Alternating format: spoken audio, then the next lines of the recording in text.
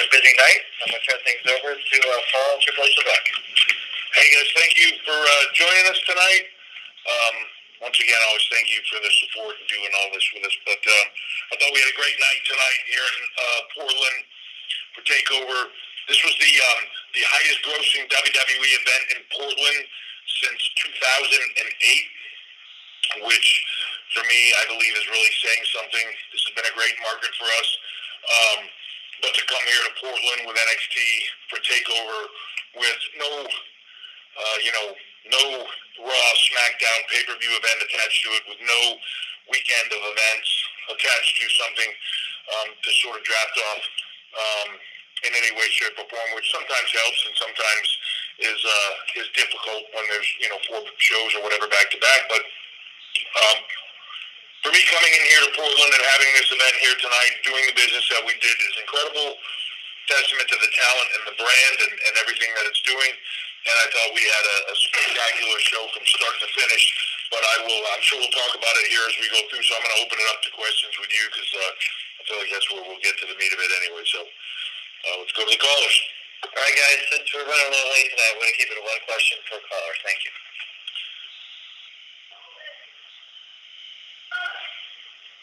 And on the phone line, we'll go to Johnson, PWInsider.com. Hey, Paul, how are you? Hey, Mike, how are you? I'm doing good. Obviously, a well-received show for a lot of good reasons. A lot of news coming out of the show. I want to ask you about Charlotte and Rhea Ripley. Obviously, an NXT Championship match at WrestleMania is a huge deal. But Raw and NXT are both on the USA Network. How much can we expect there to be crossover with the story cascading back and forth between the two shows? And when the decision was made to go in this direction, how much involvement, if any, did the USA Network have on this, perhaps as a way to kind of help raise the tide of the NXT series on Wednesdays? Actually, USA had no involvement in it really at all. I believe that this was, to be honest, it was shocking to me when it was first mentioned to me. I believe that this was really just a decision from Vince's part on understanding where the other stories are going for the women. As you build forward on these things, to me, you have opportunities where you look at a moment in time and you go, well, okay, so does Charlotte go after Bayley and Sasha Banks on that side? Does she move into that realm? Does she come after Becky Lynch?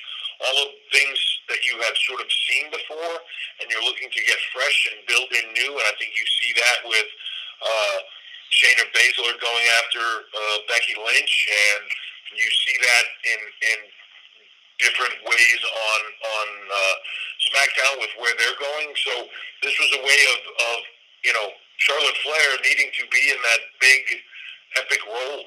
I think it really had nothing more to do with that. I think people put too much stock and build into the other things, and it's easy to put your tinfoil hat on and start to talk about stuff. And I'm sure even just saying that, everybody will be like, oh my God, there's no way they didn't, like, whatever. You can believe what you want. It really comes down to that. It's good storytelling, and that's what the goal is here. It's just really good storytelling across the board. So I think they when you look at that, you have Charlotte in that position, Rhea Ripley having an incredible year and just getting to where she's at, and then Bianca Belair as well having an incredible year. If you'd have gone 6 months backwards in time and said Rhea Ripley and Bianca Belair, Bianca, I was just speaking to her in the back. In 2016, she stepped through the ropes with us for the first time to start training. And when you consider the fact that in just that short, probably less than 4-year window, she's become one of the absolute best in the world. And it's her time, kind of where she is now. And I know there's going to be a lot of people that are going to go, well, why didn't you pull the trigger? Watch, right? It's incredible to see how far both of them have come, Rhea and Bianca, and I'm thrilled for both of them, and the opportunity that having that moment in time with Charlotte at WrestleMania for Rhea is going to be incredible, and it's all going to play out for everybody. So it's awesome. All right. Thank you for the time. Thanks, Mike. We'll go next to Brian Fritz, Sporting News. Hey, Brian. Hey, Paul. Hey. So, as we know, it's pretty rare to have long-term storylines in today's wrestling. I mean, it seems like 3 months can sometimes be long-term, much less 6 months. We don't see it that often. So now we've got this rivalry between Johnny Gargano and Tommaso Ciampa going on for 2 years. What has this process been like in having this rivalry go on this long, and not only having it go on this long, but keeping it this fresh and intriguing? It's a rarity. And you said it best. I think it's always been a rarity in this business that when you can keep anything going on for that long, but there are moments in time where things are so good and there's a truth to it, not only in front of the camera, but behind the camera, to where, things are, when people are on the same page, they're epic, and when they're across the ring from each other, they're epic as well. When you can interweave that and you can tell those stories, you can move away from them, you can come back to them, and they're like those rare moments in time, and you just want to grab them and try to capture them. And I think that's what we've done with this. Is just we came across this, and I don't want to make it sound like we had no idea, but you come across this, and as you're going through it, you just have to be open. My opinion, you have to be open to the concept of what's there and how you can get there, and not give it out too fast, and not hold it back too fast where it doesn't get fully going. But you're kind of just running with it and letting it play out, and seeing where it goes, and altering the storylines from there, and getting it where it needs to go. I think that's an art form in and of itself. That's this magic sort of dance between the creative minds that are trying to put it together, the talent themselves, which are a part of that as well, but just all of it working together and synchronizing and trying to get things done. And then, you ebb and flow with all of it. There are moments in time in there where, none of us could have taken into account any of the injuries that would have happened, and even where we are tonight with those two,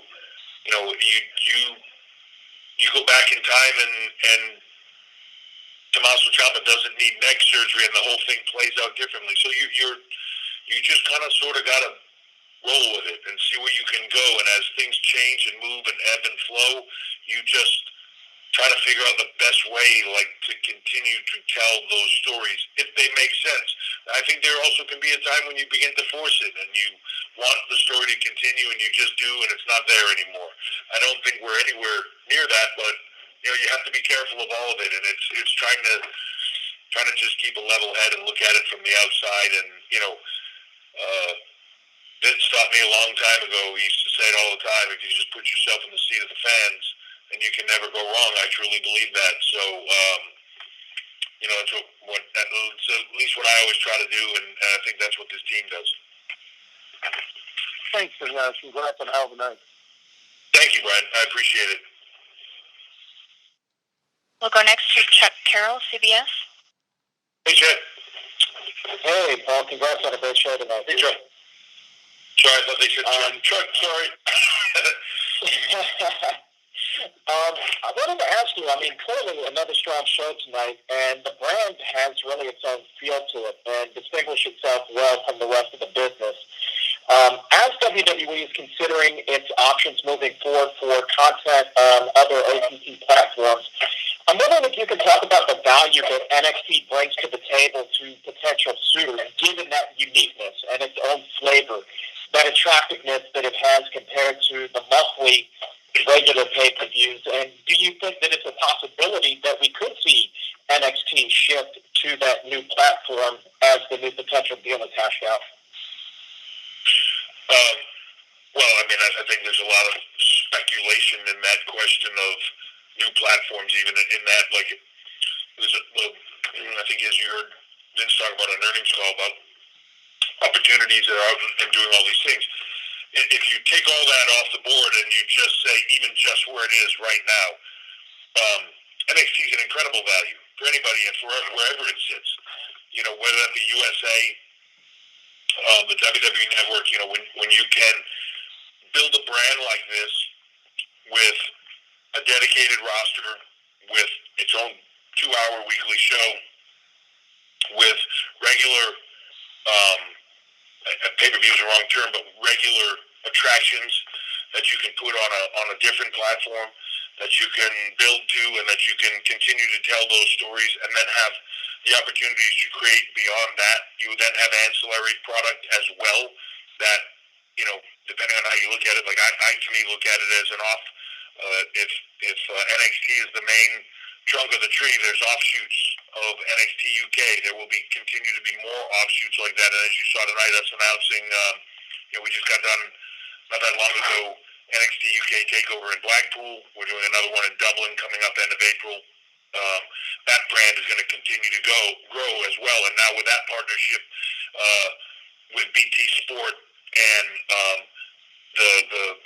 the prospect of it there airing not only on BT but on Paramount and having exposure like that, it's continuing to grow, and now that's beginning to get picked up around the globe as well. That opportunity is massive across the board and is a value that not only would anybody want, but there are a lot of people out there that want it and that are coming to us right now, and I think that's what you see us talking about is WWE saying we're open for business, we're exploring those options at all times, and they're there and they're real. So we are we're just seeing what the best fit is for everybody and what the best value for our fan base is and for the WWE Universe. All right, I appreciate it. Congrats again. Thank you very much. I appreciate the call. And we'll next go to Jim Barcelone, Miami Herald. Hello, Jim. Another great NXT TakeOver. I don't know how you guys keep out doing it over and over again. That's incredible. Cathy Kelly. Cathy Kelly, what has she meant to Team NXT? Just the job that she's done for you all last night, tonight. And do you have someone in mind to fill her spot yet? Yeah, it's one of the things that we're constantly doing, and it's, in some ways what the system is built to do. And when I say the system, I'm talking about the Performance Center, NXT, all of it. Like, we're training, everything that has to do with our business, camera guys, sound guys, directors,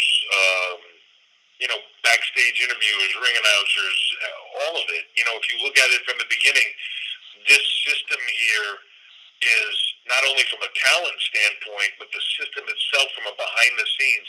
The people that are, kind of cut their teeth as directors and producers here in the beginning of NXT are now the directors and producers that are cutting Raw, SmackDown on broadcast on Fox and WrestleMania. That growth curve, the talent has moved up. The people move all over the place. But not only are we doing that, there's so many people that come through our doors that work with us and gain valuable experience in that, are now working for movie studios or game manufacturers. There's just so many things that we touch and that we help give those people experience to. And Cathy's that as well. Like, she is, I can't say enough good things about her. She's one of those people that comes through. She's a very special person and just brings so much to the table. Like, a lot of people don't know it. She's got mental level IQ and, like, super smart, incredibly professional on every single level. Steph and I have done a lot of panels with her where she just brings so much to the table. It's hard for me to say enough good stuff about her. But, she has aspirations and dreams and things that she wants to do. This is very bittersweet for her. And it's funny, I knew she was leaving a little while ago, and it took her forever to come and talk to me about it because she just didn't want to break down and become emotional about it. And when we talked about it the other day, I just told her, I said, look, it's not goodbye. It's not. It's just see it down the road because who knows? Life's crazy. You'll end up back in the same path, doing the same thing, or we'll work together in other ways. And there's so many ways we can work together. So, she's phenomenal. We have other people in the pipeline. That's what we do here. When there's another 2 or 3 chomping at the bit to get the opportunity, and they will knock it out of the park. And that's what we do. So I'm thankful for the time she spent with us, and I'm sure we'll see her down the road as well. Well, thank you, Paul, Cathy, and NXT. Thank you, Jim. And we'll next go to Kelly Wells, pwtorch.com. Hey, Kelly. Hey there, Paul. Great show, obviously. So when the Dusty Classic comes around, sometimes when we need babyface tag champ contenders, one of the tried and true tropes is the wacky tag team. So the Broserweights, they're a ton of fun. What percentage of this is intent and what percentage is a happy accident? Was there a reason to believe in this pairing, or did this talent just kind of run with it, find their chemistry, and did any of their work change the plans going into the tournament or the championship match? No, look, first of all, you don't have to be a genius to look at Pete Dunne and Matt Riddle and go, "Well, maybe they'd be good," right? Like, because they're just both so spectacular on their own. But they also have such a different style that I think that could either be epically awesome or kind of, they just don't gel. When we first talked about putting them together, it was, on our end, the belief that, hey, this will be really good. The timing is right to do it with them, and we think this will be really good. Then you put them together, and you see them do it for the first time, and you go, wow, hold the phone, okay. Like, sometimes stuff just gels, right? And you put it together for the first time, and it's epic. And, the first time, 5 minutes into us watching them team together, we were like, holy cow, these guys are just on fire together, right? And even just listening to them in the afternoon, the personalities are so different, right? Pete's quiet, and he's different than what you see on TV, but he's not that different. And then Matt's not that different from the Matt Riddle that you see on TV either. So, but when you saw them together, there was this odd couple chemistry that we were like, all right, this is even way better than we thought it was going to be, and let's run with it and see where we can get to. So here we are. And I think it's been phenomenal. It's led to, I think I talked about it on a call the other day about the evolution now, so to speak, of where NXT goes to. And, them coming along and having these just can be so entertaining. When you just hit stuff that clicks like that, and the series of vignettes that they did over the last few weeks, and them arriving here, and everything, and it just worked. There's nothing to say more than I wish we could say, oh yeah, we knew every step of the way, but we had a good feeling about it. But when you put it together, it just worked, and we ran with it. You got to be open to all of it. Right. All right. Congratulations to them and to the team. Thank you very much, man. All right, guys, we're going to do one more, and then we're going to call it a night. Thank you. We'll go to Shawn Ross with Fightful. Hey, Shawn. Hey, Paul. Thanks for taking the time to do this. I think that anybody that watches the NXT show, including tonight, sees that the production is categorically different than what we see on Mondays and Fridays. There are less cuts, there are less zooms, the camera work's completely different. Is that a concentrated effort on your part, or is it a personal preference? Or what all goes into the differences that we see from night to night? Yeah, it's definitely look, some of it's preference. It's the chocolate and vanilla theory of, right, where you ask two people to paint a picture of the same thing, they're going to paint slightly different pictures. So some of it is definitely that, and then some of it is definitely trying to be different than what is there. Sometimes you want to do the same thing because it's good, right? When something is good, I don't want to say let's do different and have it be bad, but you want it to be different, and you want to differentiate. I want it to be a different feel from the product. To me, these products are all great when if you turn on your TV or you open up your phone or your app, whatever it is, and you're looking at it, you know what it is. Like, you turn on, you, oh, that's Raw, oh, that's SmackDown, oh, that's NXT. Like, it has a different vibe and feel. Same with NXT UK. I like that show to have a different vibe and feel, and that's the idea. So that comes down to, can be a lot of different things. It's, simplistic stuff, lighting, set design, and then more technical things, camera cuts, the way we attack things or zoom and focus things, or movement or different camera feels. Sometimes we're just trying stuff too. I often think of NXT as like an incubation tank of when you make donuts for a living, you learn to make the donuts, and then you make the donuts the same way all the time. You get used to making the donuts. Every now and then you want to go, what if we made this kind of donut differently? And I think it's sometimes what we're trying to do is just, hey, let's take a stab at doing this tonight. Might work, might not. We'll see. If it works, we'll keep it. If it doesn't, we'll move on to something else. And so we try that too. It's an evolution. I think it's constantly growing. You want it to constantly be changing, and that's the idea. So, that's a positive to me. If everybody looks at it and you guys are noticing that it's different, looks and feels different, that's a great thing.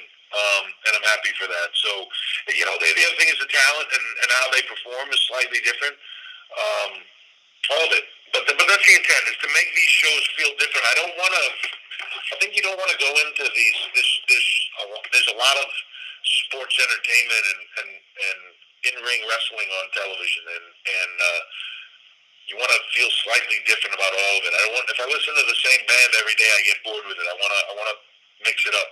I want to hear different things. I want to feel different things. I want it to look, sound, feel, and just give me a different vibe. And if we do that, then I think we're successful long term. Thank you, Paul. Thank you. I'm sorry for the delay tonight. We had a little bit of I did Facebook and needed to say goodbye to Cathy, and spoke to talent and getting here a little bit late. So I appreciate the time, and we have to cut it a little bit short because I got to catch a flight. So thank you. I thought we had a hell of a night. I appreciate everybody's support again on all of these. I look forward to this road now. This is really one of the most fun times of the year. We are now, on our end at least, officially on the road to Tampa and WrestleMania week. And, I think Jim mentioned us outdoing ourselves, and I look forward to the challenge of trying to outdo ourselves when we get to Tampa. It's a high bar, but with this team, we're going to crush it. We're going to put on a show like you've never seen before, and that's always a challenge. So thank you for tonight, and I'll see you next time. Thanks, everybody. We'll talk to you soon.